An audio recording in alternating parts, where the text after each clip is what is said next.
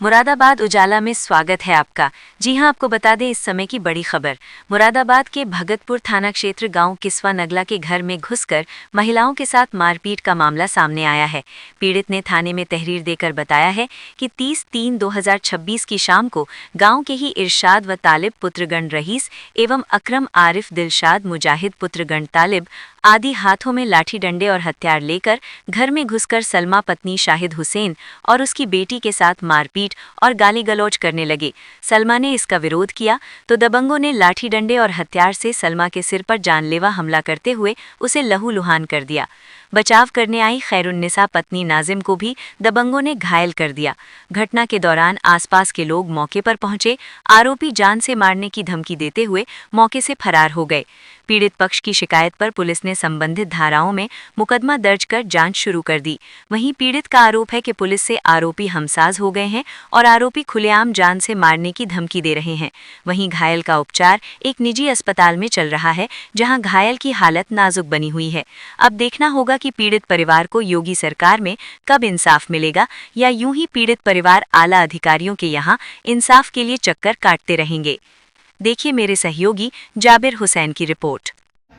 आपके घर पे क्या घटना घटी है?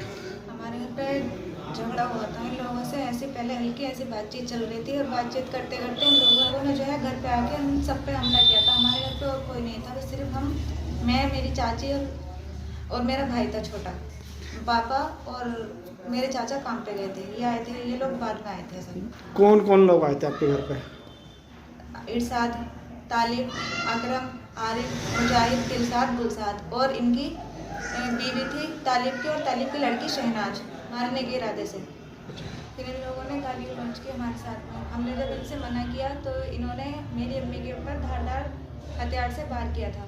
मेरी अम्मी बेहोश हो गई। इतने जो मोहल्ले वाले हमारे घर पे आए थे, ये लोग जान से मारने की धमकी दे के हम सब वहाँ से फरार हो गए हमारे घर से। इसकी सूचना अपने चाचा को दी थी, वो हम लोग फिर थाने गए थे तो पुलिस वालों ने भी हमारी कोई भी रिपोर्ट दर्ज नहीं की, बिल्कुल भी हमारा साथ नहीं दे रहे पुलिस वाले।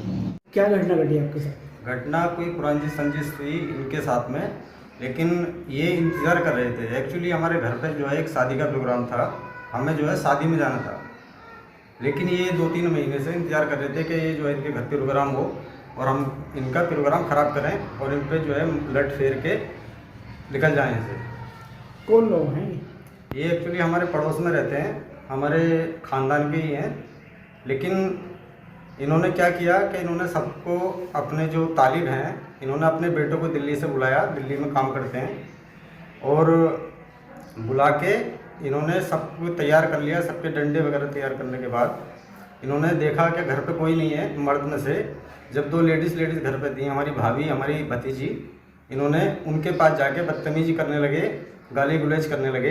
इसके बाद इन्होंने डायरेक्ट सर पे धार वाले डंडे से उनके सर पे वार कर दिया। इतने भतीजी ने हमें सूचना दी, इतने हम पहुँचे, ये गाली गलौज करके और ये वहाँ से फरार हो गए। फिर हम इसके बाद उनको डायरेक्ट अपने नज़दीक चौकी थाना जो पड़ते हैं हमारे, हम वहाँ ले गए तो वहाँ पे हमारी भाभी बेहोश थी। इतने में लेट पहुँचा वहाँ से, इतने उनको लेके कोई दूसरा बंदा पहुँच गया। उन्होंने क्या किया, अपने हाथ से तहरीर लिख के और उन्हें अंगूठा एक पेपर पे लगवा के, एक तो उस पर लिखवा लिया जो लिखा था इन्होंने खुद अपने हाथ से, पुलिस वालों ने लिख लिया, और कोरे कागज़ पे अंगूठा लगवा लिया और उसकी तहरीर जो हमने लिखी थी वो चेंज कर दी। और हमारी कोई चौकी में, थाने में कोई सुनवाई नहीं हो रही।